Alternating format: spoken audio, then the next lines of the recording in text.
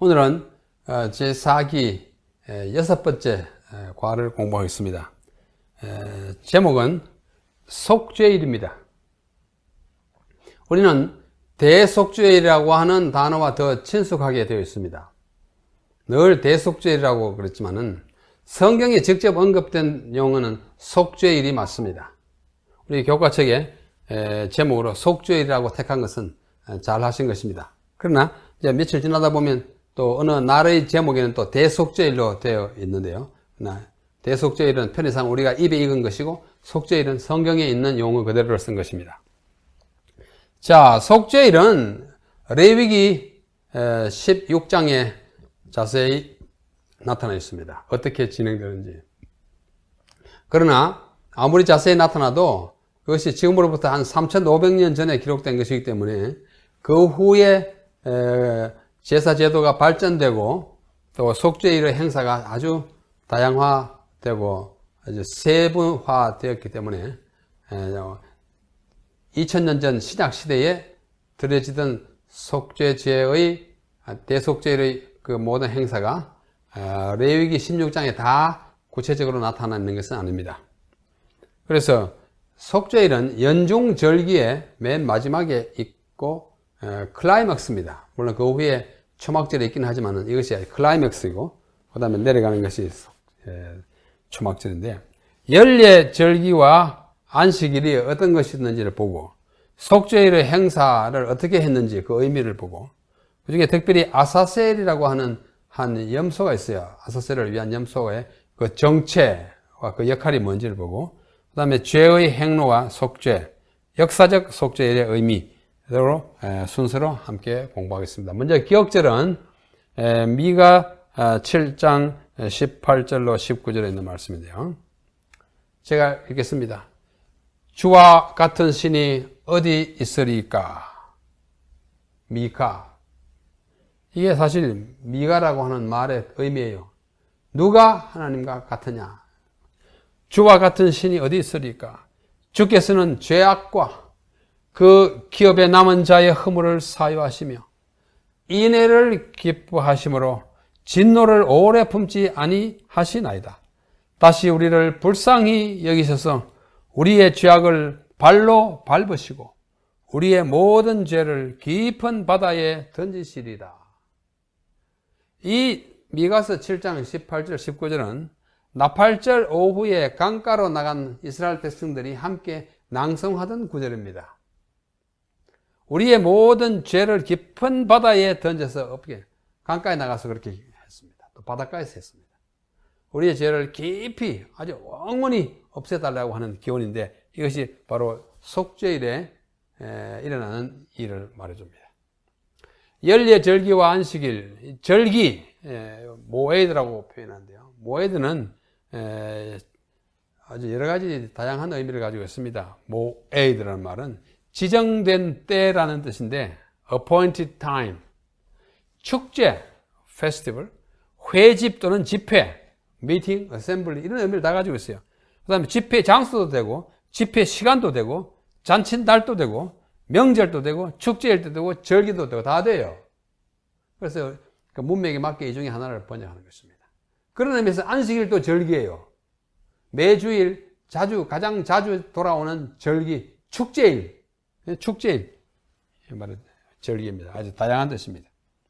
근데 절기를 봄과 가을로 이렇게 나누어서 보면은, 봄에 이제 제1월에 유월절, 무교절, 초실절, 칠칠절이 있어요. 칠칠절은 이제 또 다음 달 시완월에 있습니다만, 이 절기를 통해서 우리에게 가르치고자 하는 것이 있습니다. 유월절 양, 우리 주님의 희생이죠. 무교절, 주님이 죄 없이 돌아가심으로 우리가 그 고난에 참여하는 거예요.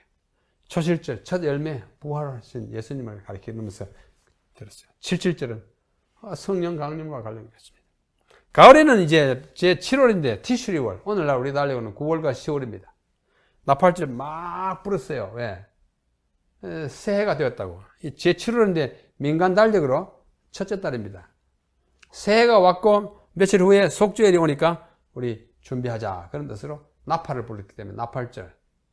그 다음에 10일에 속죄일, 그 다음에 15일부터 22일까지 초막절 이렇게 절기가 있었는데 이 절기들은 그리스도의 봉사와 관련되어 있습니다. 방금 대충 말씀드린 대로 봄절기는 그리스도의 초림과 관련되어 있어요. 6월절은 그리스도의 십자가의 죽음, 무교절은 그리스도의 무죄와 고난, 초실절은 그리스도의 부활과 생명, 칠칠절은 예수의 성천 후 성령 강림을 각각 미리 보여주는 일종의 예행 연습 같은 그런 절기였습니다. 이걸 이제 표상이라 그래요. 표상적으로 했어요. 가을절기는 그리스도의 재림과 관련됐어요. 나팔을 불었던 것은 재림운동, 예고와 경고하는 것입니다. 주님이 오신다, 준비하자. 그 다음에 속죄일은 예수님의 재림과 심판이에요. 지금 영적으로 속죄일을 지금 준비하고 있지 않습니까? 심판, 재림이에요. 초막절은 심판을 견딘 사람이 이제 천년왕국 동안에 천국 생활을 할 것을 마치 이 땅에서 초막절을 지키던 것. 요한계시록을 보면 하나님의 장막이, 초막이 우리와 함께 계신다. 우리 하늘나라에 가서 살 때 하나님이 우리 이웃에 사는 것처럼 그렇게 묘사되어 있어요. 초막절처럼 사는 것입니다. 이런 것들이 다 그리스도를 통한 초림과 재림의 그분의 봉사와 역할을 우리에게 보여주는 것이 절기. 그 다음에 다른 절기도 있습니다. 안식일, 아까 말씀드린 절기예요. 매주 제7일. 안식년, 매 7년마다 오는. 그 다음에 희년, 제50년, 만 49년 만에 오는 절기. 다 의미가 있어요. 그 외에 오경을 벗어나면은 불임절이 에스더 이 이야기에 나옵니다. 그들이 다 죽을 뻔했을 때 제비 뽑아가지고 절기를 불임절이라고 합니다. 그 다음에 수전절은 요한복음 10장 22절에 나오는데 이것은 구약시대에 없고 구약과 신약의 중간 시대에 있던 이스라엘 백성들이 헬라인들의 치하에서 고생당하다가 독립투쟁을 하면서 겪었던 경험의 날이 수전절입니다. 성전을 수리해서 지킨 절. 기슬레월 25일입니다. 자, 이 절기들을 어떤 분이 참 좋은 그림으로 만들었어요. 이걸 이제 영어로 되어 있는 것을 한국말로 바꾸면 이렇습니다. 6월절, 무교절, 초실절, 칠칠절은 봄절기잖아요. 이것은 예수님이 오셔서 다 성취했고, 나팔절과 속죄일과 초막절은 이제 성취 중에 있다고 보는 거예요. 그래서 6월절은 십자가, 무교절은 죄를 없앰, 초실절은 부활, 칠칠절은 이제 성령 강림, 교회 시대 이후로. 그 다음에 나팔절은 뭐예요? 재림운동, 요거요. 그 다음에 속죄일은 조사심판과 속죄, 초막절은 천년왕국과 영원한 세월. 아주 억지로 끼워 맞추었다기보다는 참 자연스럽게 잘 맞게 되어 있습니다.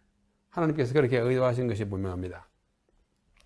성령에 지정된 7개의 연례 안식일이 있어요. 안식일 말고 그 날짜 때문에 요일 말고 가령 무교절의 첫날 안식일이 있어요. 또 무교절의 끝날도 또 안식일을 지켰어요. 요일하고 상관없이. 유대력은 음력이기 때문에 요일이 일정하게 몇 월 며칠은 무슨 요일 그렇게 되지 않습니다. 뭐 오늘날 우리 달력도 양력이든 음력이든지 그대로 날짜 어느 요일이든 다 될 수 있는 것과 마찬가지예요. 그 다음에 칠칠절, 오순절이 그날이 또 안식일이라고 일컬어졌고, 나팔절이 안식일이 있고, 속죄일이 안식일이 있고, 마지막 초막절의 첫날과 끝날이 안식일이 됐습니다. 그래서 7날이 연례 안식일이에요. 영어로 yearly 또는 annual. 이것은 토요일이 아닌 안식일들입니다. 그 날 때문에 무교절의 첫날 끝날, 그다음에 칠칠절, 오순절, 그다음에 나팔절, 속죄일, 그다음에 초막절의 첫날 끝날이 이 날을 굉장히 즐거운 날로 또는 엄숙한 날로 때때는 두려운 날로 지겠습니다. 그 중에 이제 중요한 날이 바로 오늘 공부하는 속죄일이에요. 속죄일을 우리 교과에서 나옵니다만 히브리 말로 욤 기푸르, 욤 날이고 기푸르 속죄일이에요. 속죄일, The Day of Atonement. 제7월 유대력으로 티슈리월 열흘, 그러니까 제10일에 이 날을 가을 절기의 두 번째죠. 이 구체적인 속죄를 지키라는 날짜 이 이야기가 레위기 23장 26절로 32절에 나와 있습니다. 제가 한번 읽어보겠습니다. 여호와께서 모세에게 일러가사대 7월 10일은 속죄일이니, 대속죄일 아니에요. 그냥 속죄일인데 우리가 말하는 대속죄일이에요. 너희에게 성회라. 너희는 스스로 괴롭게 하며, 왜 이날 심판받으니까 굉장히 엄숙하고 괴롭고 금식하고 그랬어요. 여호와께 화제를 드리고 불로 태워드리는 제사를 드리고, 이 날에는 아무 일도 하지 말 것은 너희를 위하여 너희 하나님 여호와 앞에 속죄할 속죄일이 됨이니라. 죄를 속할까 지금 통과할까 말까 하는데 정말 엄숙하게 하는 것입니다. 이 날에 스스로 괴롭게 하지 아니하는 자는 그 백성 중에서 끊쳐질 것이라.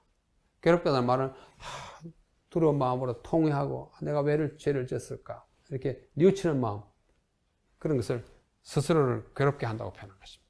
이는 너희의 쉴 안식일이라. 이달 9일 저녁부터 이튿날 저녁까지 안식을 지킬지니라. 속죄일은 가장 엄숙한 안식일이었고 절기였습니다.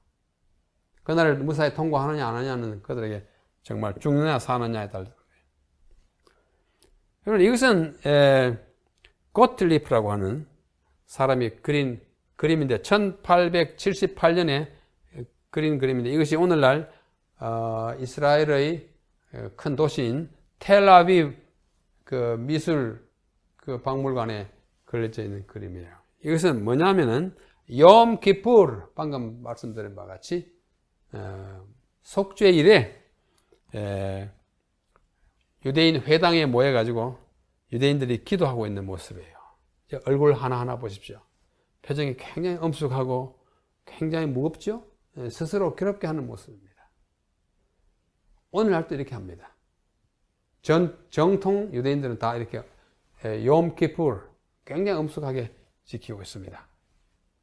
자, 이거는 2004년에 찍은 사진이에요. 지금부터 한 9년 전에 찍은 사진인데, 똑같이 욤 키푸르 속죄일에 텔아비브에 있는 아얄론 하이웨이 고속도로가 자동차가 하나도 없이 텅텅 비어 있습니다. 자전거 타고 간 사람이 몇 사람인데, 이 사람들도 유대인 아니에요. 이 사람 유대인 아니에요. 유대인이 이날에 자전거 타고 돌아다니는 날 아닙니다. 자기를 괴롭게 한 날이에요. 자동차 하나도 없어요. 지금도 그렇습니다. 욤 키푸르 제7월 10일에 속죄일에는 유대인들이 참 엄숙하게 거의 모두 금식하고 지나는 오늘날의 모습인 것입니다. 이 속죄일에 어떤 행사를 했는지 제가 아주 짧게 간단하게 말씀드리겠습니다. 그래도 아주 짧지는 않아요. 제가 아주 짧게 했지만은 그래도 깁니다. 보십시오.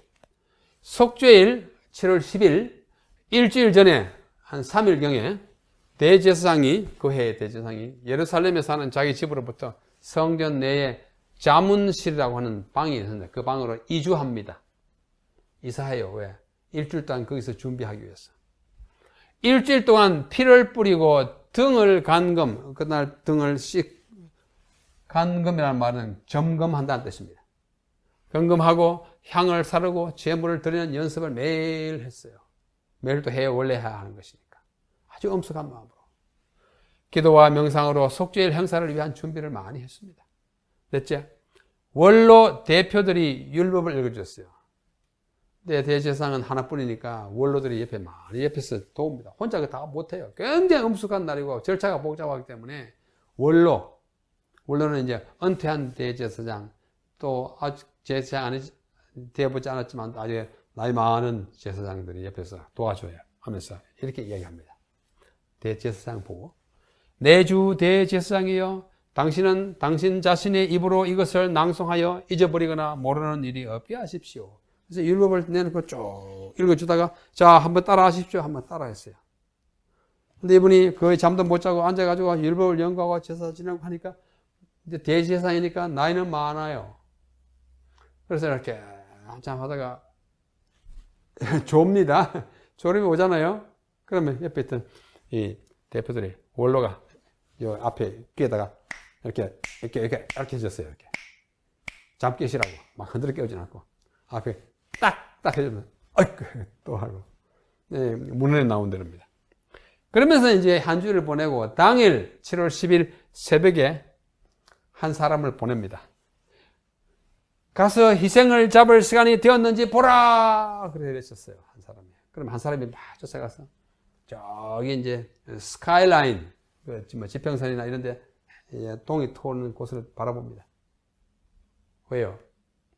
그때는 뭐가 없어요? 시계가 없기 때문에. 그러니까 뭘로? 느낌으로 또 동트오는 그 밝은 물 기준으로 해서 새벽이 됐구나. 뭐 닭 우는 소리 듣고 하거나 그 정도였어요. 그래서 대단히 나가보라 그럽니다. 그러면 그 사람이 와서 아이고 해가 떠오르고 한다 그러면 와가지고 하는 말이 날이 샜다라고 대답하면 그때부터 이제 그 날의 행사가 시작합니다. 대제사장은 맨 먼저 욕조로 가서 몸을 씻어요. 전신 목욕을 합니다. 그날 대제사장이 전신 목욕을 5번 합니다. 그만큼 철저히 깨끗하게 해야 해요. 또 손발만 씻는 거 10번, 전신 목욕을 5번 해요. 굉장히 까다롭고 세부적인 그런 과정을 겪어요. 그래서 씻고 나서 평상의복, 지금까지는 이제 평상의복이에요. 집에서 이제 보통 옷이에요.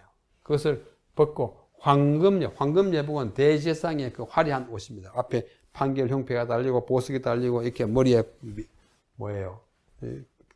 성패에 금으로 된 패가 달린 그것으로.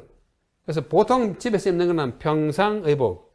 대제사장이 특별히 입는 옷은 황금예. 그게 막 참 누렇게 황금처럼 보이니까 황금. golden garment 이렇게 표현합니다. 예복을 입고 손발을 씻고 아침 제사 곧 상번제를 드리고 또 저녁 분향까지 합니다. 이렇게 해요. 네? 분향할 때는 황금 예복을 입고 하는 것입니다. 지금은 이제 아침 예배 상번제. 상번제라는 말은 정기적으로 드리는 번제를 상번제라고 합니다. 이게 상번제를 드리고 이거는 매일 드리는 것이니까 그날도 드리는 거예요. 그렇게 하기 위해서는 대제사장의 옷을 입고 하는데 그것이 끝나면은 황금 예복을 벗고 이제는 백색 예복을 입고 백색은 대속죄일에 성경이 말한 대로 속죄일에 입는 특별한 흰 예복을 우리는 백색 예복이라고 말합니다. 그걸 입고는 또 손발을 씻어요. 옷 갈아입을 때마다 먼지 묻으니까 손발을 씻고 이제 현관과 번제단 사이에 있는 황소에게 그날 2마리의 생물을 특별히 잡습니다. 하나는 황소, 하나는 염소예요. 먼저 황소에게로 옵니다. 그날을 위해서 황소가 준비됐어요.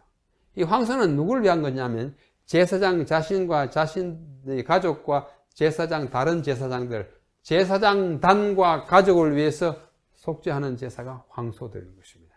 그래서 그 황소 앞에 와가지고 이렇게 기도합니다. 이거 외워가지고 했어요. 주 여호와여, 나는 불의를 저지르고 과실을 범하고 죄를 지었습니다. 나와 나의 집이 그리하였습니다. 내가 죄를 지었고 나와 나의 집, 내 제사장단, 다 집이라고 했어요. 오 여호와여 구하오니 나와 나의 집이 당신 앞에 지은 불의와 과실과 죄악을 용서하여 주옵소서. 당신의 종 모세의 율법에 기록된 대로 그 날에 저가 너를 깨끗게 하시려고 너를 속하심으로 여호와 앞에 너의 모든 죄악으로부터 너희가 정결케 되리라 하신 대로 우리를 정결케 하옵소서. 이렇게 했어요. 유대인들은 하나님을 일컬을 때 여호와라고 하는 말을 거룩한 이름을 절대로 입에 올리지 않습니다. 옛날 모세 시대는 그렇게 했어요. 여호와라 여호와라. 바벨론 포로 갔다 돌아온 후부터는 하나님의 이름을 함부로 부르면 안 되겠다 해가지고 여호와라는 단어가 나오면은 아도나이, 주님이라고 불렀습니다. 그래서 킹 제임스 버전에 The Lord is my shepherd. 주님은 나의 목자시니. 그게 주님이 아니에요 원래. 야훼, 여호와는 나의 목자시니. The Lord가 바로 그렇게 해서 그렇게 된 것입니다. 그래서 그러나 이 속죄일에는 여호와라는 말을 이렇게 자꾸 그대로 합니다. 여호와 해요. 여호와라는 이름을 한 번, 2번, 3번 했잖아요. 그러면 1년 내내 한 번도 못 듣던 여호와 이름을 따니까 이 사람들이 전부 엎어집니다. 엎어져 얼굴을 땅에 대고 복되도다 그 이름이시여 그 이름이 영원하리로소이다. 이렇게 외쳤어요. 아이고 들어서는 안 될 고귀하고 거룩한 이름을 들었다 해가지고 엎어져가지고 그 이름의 황송함을 들었어요. 오 여호와야 그러면 일제히 듣는 사람은 다 엎어졌어요. 이름에 대한 경외요. 이 10계명 가운데 셋째 계명이 주 너희 하나님 여호와 이름을 망의 때에 함부로 읽으면 안 되는 것이에요. 들으면 이날에 특별히 들으면 엎어지고 또 이따 금방 일어났어요. 또 여호와여 그러면 또 엎어져요. 또 여호와여 또 엎어져요. 3번 엎어집니다. 우리가 여기서 하나님의 이름에 대한 이들의 태도에서 배울 교훈이 있다고 생각합니다. 그렇게 기도를 합니다. 이것은 이제 지성소에서 있는 대제사장, 이게 대제사장에 맞는 예복이에요. 그 나라의 예복이에요. 흰 피를 속죄소 위에다 뿌리는 모습을 보여주는 것입니다. 그러고 나서 기도를 하고 나서 제단 북쪽에 있는 염소가 2마리 그날 택해져 있습니다. 그 염소 2마리를 데려와 가지고 앞에서 제비를 뽑습니다. 이렇게 칼피라고 하는 있죠. 칼피라고 하는 상자가 있었어요. 그 안에는 제비가 2개 있었습니다. 하나의 제비는 여호와를 위하여, 또 하나의 제비는 아사셀을 위하여라는 문자가 적혀 있는 2 제비가 그 칼피라고 하는 항아리 속에 있었어요. 그래가지고 대제사장이 서면은 좌우에 보조하는 다른 제사장들이 딱 서가지고 대제사장은 이 칼피를 흔들고 나서 딱 멈추면은 이쪽 제사장과 이쪽 제사장이 동시에 한쪽 손을 넣어가지고 제비를 하나씩 뽑아갑니다. 앞에 염소가 2마리 있어요. 그래서 이쪽 제사장이 여호와를 위하여라고 적힌 제비를 뽑으면 요 염소가 여호와를 위하여 돌아가고 그 다음에 이쪽 사람이 나머지 하나니까 아사셀을 위하여라는 제비를 뽑으면 요 염소가 아사셀을 위한 역할을 그날 하게 되는 것입니다. 제비 뽑는 일을 그날 그렇게 했어요. 그 다음에 하나는 이렇게 여호와를 위하여 있고 하나는 아사셀을 쓰는데 여호와를 위하여라는 제비가 뽑힌 쪽의 염소는 목에다가 주홍색 줄을 했어요. 주홍, 피 색깔입니다. 목에다 하는 건 뭐예요? 죽을 것을 상징합니다. 아사셀을 위하여라는 제비가 뽑힌 염소는 뿔에다가 홍색 줄을, 홍색은 죄예요. 주홍색은 피고, 홍색도 물론 피를 상징할 때 있습니다. 여기서는 죄를 말합니다. 뿔에다가 매가지고 당장 죽지는 않지만서도 이제 나중에 광야로 잡혀. 그러고 나서 대제사장은 아까 그 황소 위에다가 이제 기도했죠. 여호와여 하면서 그 황소에게 와서 2 손을 그 위에다가 얹고 다시 고백 기도를 합니다. 오 여호와여 어떻게 해요? 전부 엎드려가지고 얼굴을 땅에 댔어요. 했습니다. 여러분 한번 해보십시오. 제가 하면 여러분이 한번 연습하면 오 여호와여, 그죠? 그렇게 했어요. 나와 나의 집과 당신의 거룩한 백성 아론의 자손들이 불의를 저지르고 과실을 범하고 죄를 지었습니다 라고 한 번 더 하고 나서 그 후에 황소를 잡습니다. 이제 목을 따고 이제 뭐가 나오고 있어요? 피를 양푼에 받았어요. 피를 양푼에 받아서 응고되지 않도록 이렇게 흔들었습니다. 제사장 한 사람을 시켜가지고 흔들고 있었어요. 자, 이 2마리의 염소입니다. 2마리의 염소예요. 자, 한 마리에게는 목에다가 이렇게 하고, 한 마리는 뿌리, 여기에 목이 있고, 이게 뿌리도 안 되고, 하여튼, 그날의 상황을 그림으로 한번 그려본 것이죠. 자, 그러고 나서 피를 이렇게 한 사람으로 하여금 들고 이렇게 흔들게 하고 나서 대제사장이 그날의 주인공이에요. 주 역할을 다 합니다. 향로와 향을 들고 향을 태우는 화로, 향로, 이렇게 향이 이제 불이 이렇게 연기를 내고 있는 향로와 하나의 향을 이렇게 한 그릇 들고 지성소로 들어가서 향을 핍니다. 지성소 그 속죄소 위에다가 향로를 놓고 그 위에다가 들고 온 향을 그 위에다 수북히 쌓아놨어요. 예, 종일 타야 하니까.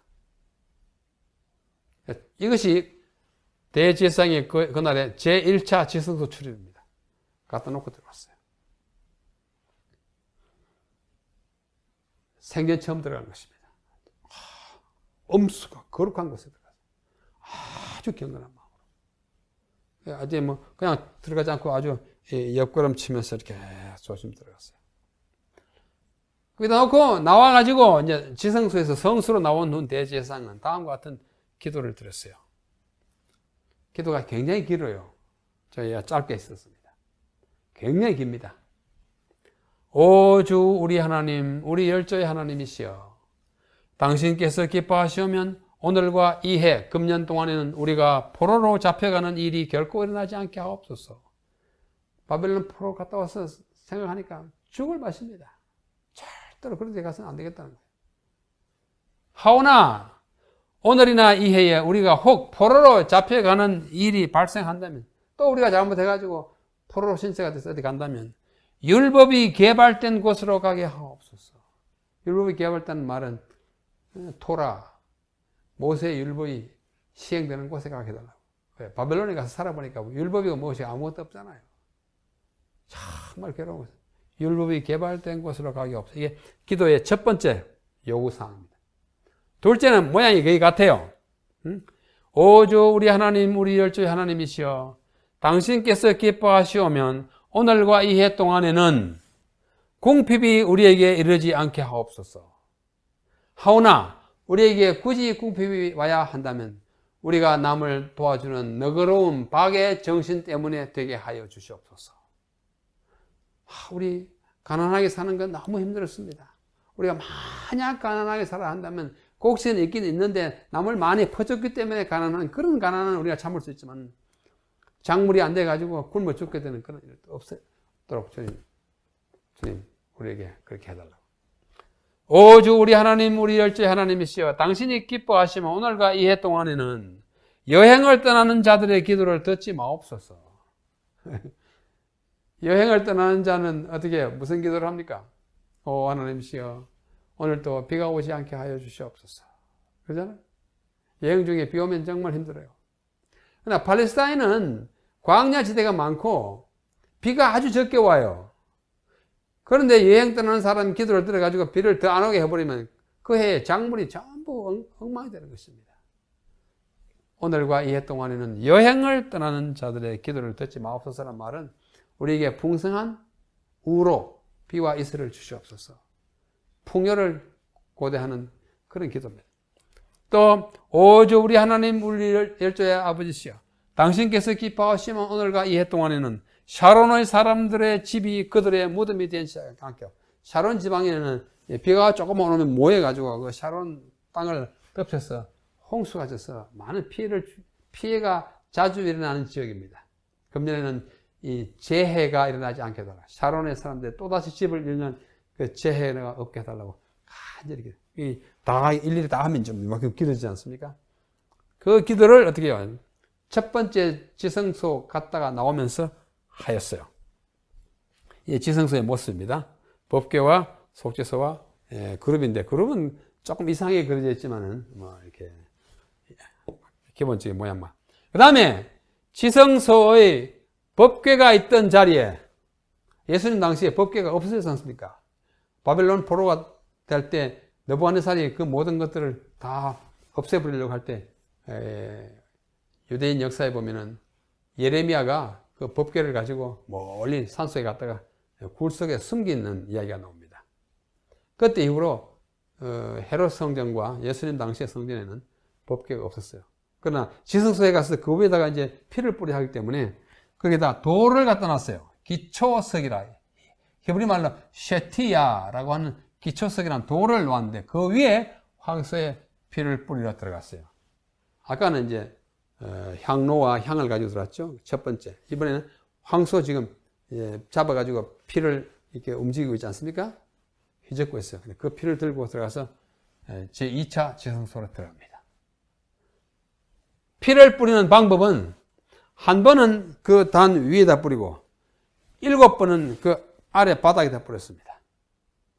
자, 예를 들어서 이게 뭐 물병이지만 이게 이제 잔이라 합시다. 이게 대야, 양푼이라고 합시다. 황소피입니다. 이거는 이제 셰티야, 말하자면 법궤를 대신한 대치물이에요. 지성소에서 또 대제사장이 하나 여기 뿌렸어요. 하나 둘 밑에 뿌렸어요. 하나 셋, 하나 넷, 하나 다섯, 하나 여섯, 하나 일곱. 꼭 하나를 붙였어요. 하나 둘, 하나 셋. 왜? 숫자를 세는 데에 착오가 안 생기게.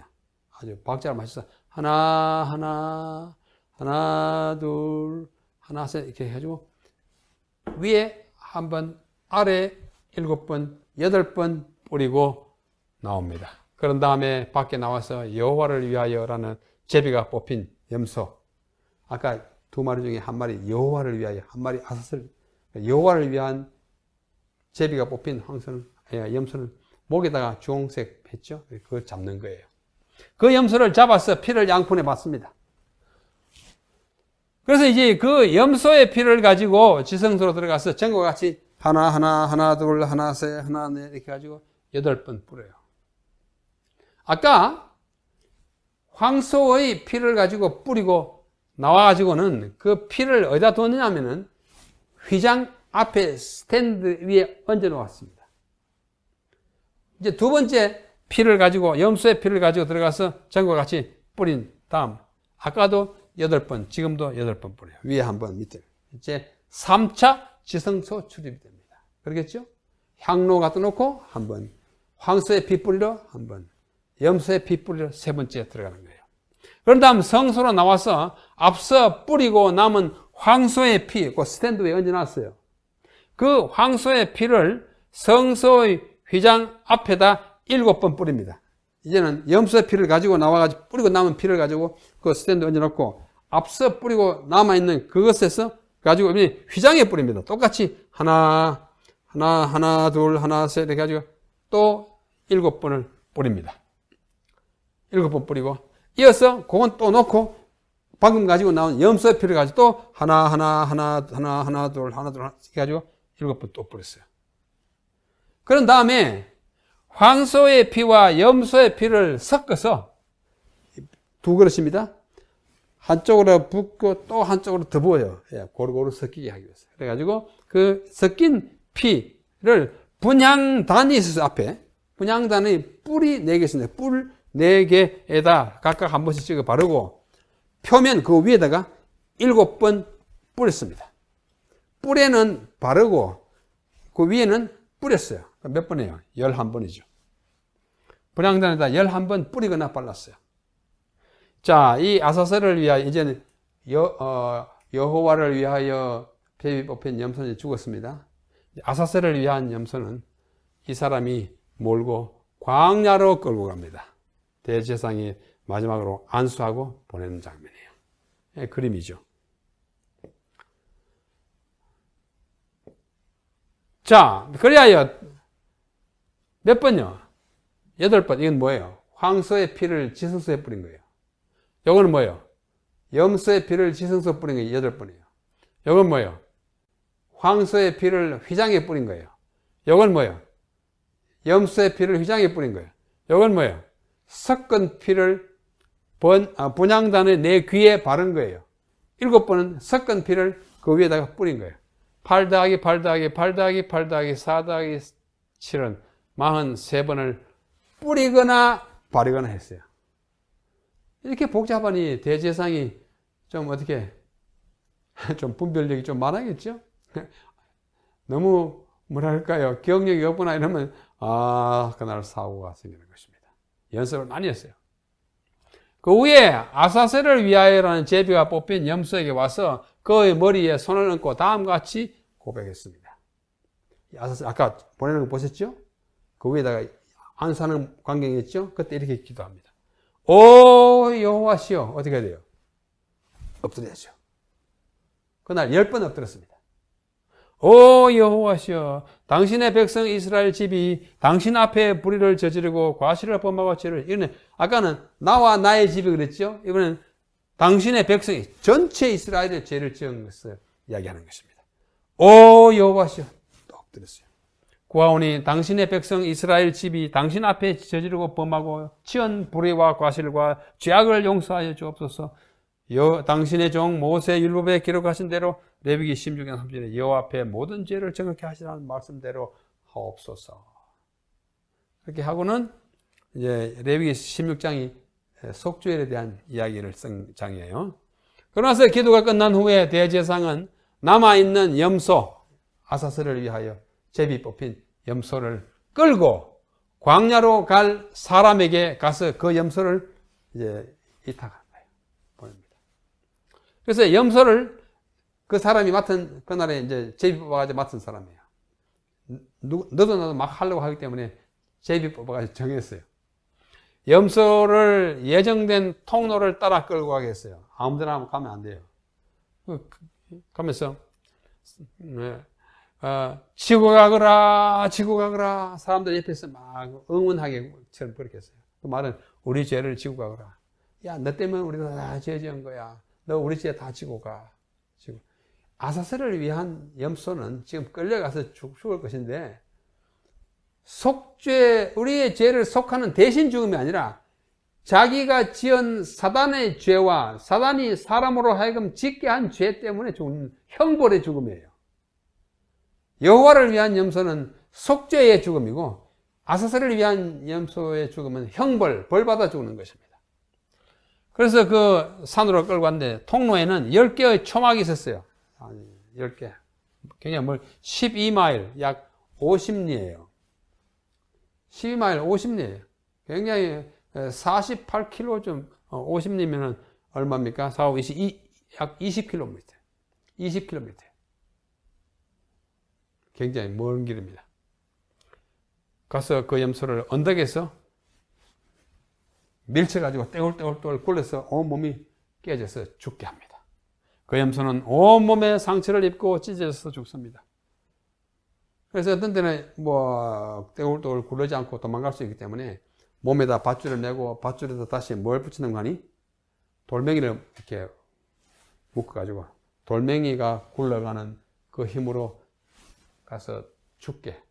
살아서 가면 예식이 엉터리가 되는 거 안 돼요. 이렇게 하는 동안에 대제사장은 아직도 성전에 있습니다. 성경을 낭독했어요. 레위기 16장. 특별히 속죄에 대한 이야기를 쭉 읽으면서 그 한 50리 밖에서 아사셀을 위한 제비가 뽑힌 염소가 죽었다는 소문이 올 때까지 명상하고 있는 것입니다. 그 후에 보고를 들은 다음에 8축복을 낭송했습니다. 8축복이라는 것은 율법을, 하나님이 우리에게 율법을 주신 것을 감사합니다. 우리가 율법을 잘 지켜 해달라고 이렇게 기도를 하고, 그 다음에 성전 봉사를 위한 기도, 우리에게 성전 봉사를 더 충실하게 지키고 이 성전에 주님이 계셔 주시옵시고 이런 기도를 했어요. 그 다음에 감사, 정말 감사. 우리가 한 년 동안 살고 오늘 이 모든 예식을 잘, 죄의 용서를 위하여, 성전을 위하여, 이스라엘 백성을 위하여, 제사장을 위하여, 기타 일반을 위하여 8복을 비는 낭동 기도를 했어요. 이것이 말하자면 그 염소가 떼굴떼굴 구름을 땅에서 죽는 그 산입니다. 그 산 이름을 자벌 문타라고 하는데 아사셀 산이라고도 해요. 여기서 밀쳐 떨어가지고 골짜기에 들어가서 죽게 하는, 지금도 있는 산이 그때 사용되던 산입니다. 이 산이죠. 이건 그림이죠. 아사셀을 위한 염소가 높은 데서 떼굴떼굴 굴러 떨어질 것을 생각하게 하는 것입니다. 그러한 팔복을 비는 기도 후에 황금 예복으로 가라. 지금까지 무슨 예복? 백색 예복을 갈아입고 있었어요. 황금 예복을 갈아입는 것은 평상시의 대제사장의 임무로 돌아간다는 뜻입니다. 그래서 저녁 제사를, 아까 저녁 제사, 아침 제사처럼 저녁 제사를 드리는 거예요. 매일 하는 거예요. 그 다음에 다시 백색 예복으로 갈아입어요. 왜? 지성소에 한 번 더 들어가야 돼요. 왜? 뭐가 있습니까? 아침에 갖다 놓은 향로, 그걸 가지고 나와야 끝나요. 다시 백색 예복으로 가지고 지성소를 가서 향로를 가지고, 이것이 제4차이자 마지막 지성소 출입입니다. 그 다음에 다시 황금 예복을 갈아입고 저녁 분향을 또 했어요. 제사와 분향은 다릅니다. 향을 딱 두고. 그 다음에 평상 예복을 갈아입고 예루살렘 집으로 돌아갔어요. 일주일 만에. 이 속죄일에 예복을 갈아입기 6번 합니다. 많이 했죠? 평상 예복에서 황금 예복, 아침 제사. 황금 예복에서 백색 예복을 입고 속죄소, 지성소. 그 다음 백색 예복에서 황금 예복을 입고 성소. 황금 예복에서 백색 예복 입고 향로를 가지러 들어가요. 백색 예복에서 황금 예복을 입고 저녁 제사 드리고, 황금 예불 벗고 평상 예불 입고 돌아옵니다. 이렇게 아주 자세한 과정으로서 제 속죄일에 제사를 드렸습니다.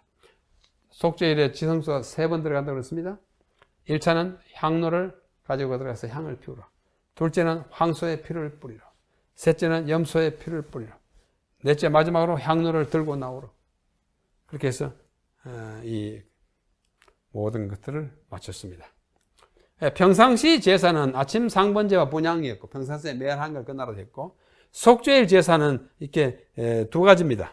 하나는 속죄일 제사는 하나는 뭐냐면 여호와 황소 제사고 제사장 자기를 위해서 또는 제사장단을 위해서 하나는 여호와를 위한 염소인데 지금까지 어떻게 했어요? 모든 제사가 매일의 제사를 통해서 성소와 제사장에게로 가 있다고 지난주에 우리 공부하지 않았습니까? 그것을 이제는 여호와를 위한 염소가 그것을 다 속해 그걸 다 걸머지고 가는 것입니다. 속죄일에 철이 아사셀을 위한 염소는 이제 죽이지 않고 바깥에 나가서 굴러 떨어져서 그 결과 벌로서 죽게 하였습니다. 평상시 제사는 저녁 제사와 분향으로서 그날 제사를 마감했습니다. 자, 이제 대제사장의 지성소의 모습을 보겠습니다. 전에도 말씀드린 바와 같이 지성소 봉사에는 이 옷을 입지 않고 하얀 옷만 입고 들어간다고 말씀드렸습니다. 아사셀, 오늘 이제 아사셀 확실해야 합니다. 아사셀을 위하여 제비뽑은 염소가 그들의 모든 불의를 지고 접근하기 어려운 땅에 이르거든 그는 그 염소를 광야에 놓을지니라. 놓아가지고 떨어지게 하는 것입니다. 아사셀은 누구 또는 무엇인가? 초기 유대교 주석가들은 아사셀을 타락한 천사 또는 악한 천사들의 우두머리인 죄의 원흉으로 이해했습니다. 루시퍼, 그것은 루시퍼, 우리 흔히 루스벨을 합니다. 요새는 루시퍼라죠. 즉 마귀의 두목으로 상징하는 것이었습니다. 살아있는 염소의 의식은 죄를 최종적으로 처리하기 위해 제거하는 그런 의식이었습니다. 죄는 우선 그 책임자에게 옮겨진 다음 백성들로부터 영원히 격리되었습니다. 염소가 죄에 대한 궁극적인 책임을 졌을 때 그것으로 인하여 징벌적 의미에서 속죄가 우리 레위기 16장 10절에 보면 아사셀도 속죄한다 그랬어요.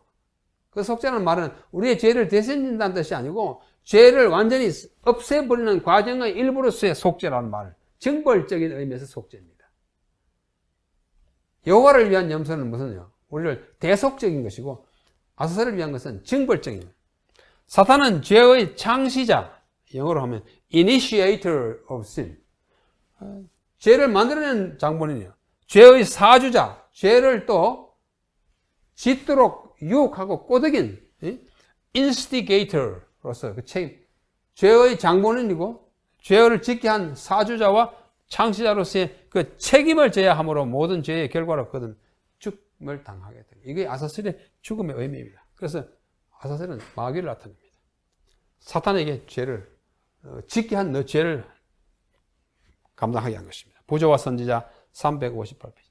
사람의 구속과 우주를 죄에서 정결하기 위하여 그리스도의 사업은 하늘 성소에서 죄를 제거하고 마지막 형벌을 받게 될 사탄에게 이 모든 죄를 돌림으로 끝나게 될 것이다. 그래서 속죄일의 마지막 행사는 죄가 누구의 책임으로 졌는지 그 형벌을 줘서 죽게 함으로써 죄가 처분되는 것으로 끝났습니다. 그래서 속죄일의 행사가 참 의미가 깊은 것이었습니다.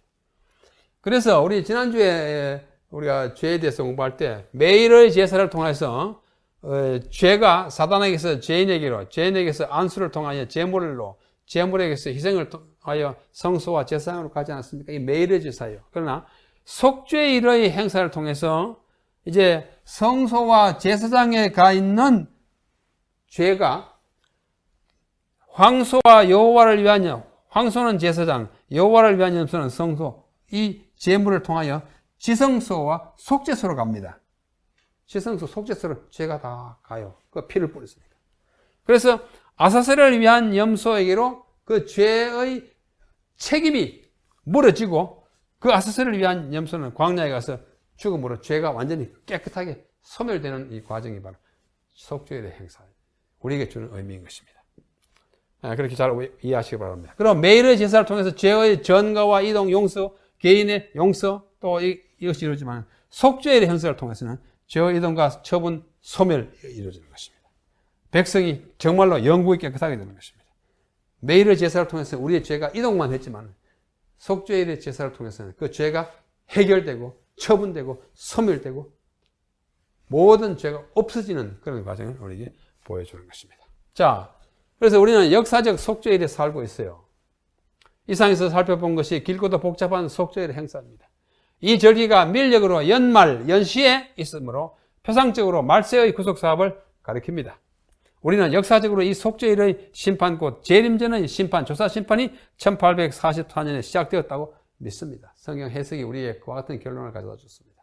우리는 역사적으로 속죄일에 살고 있습니다.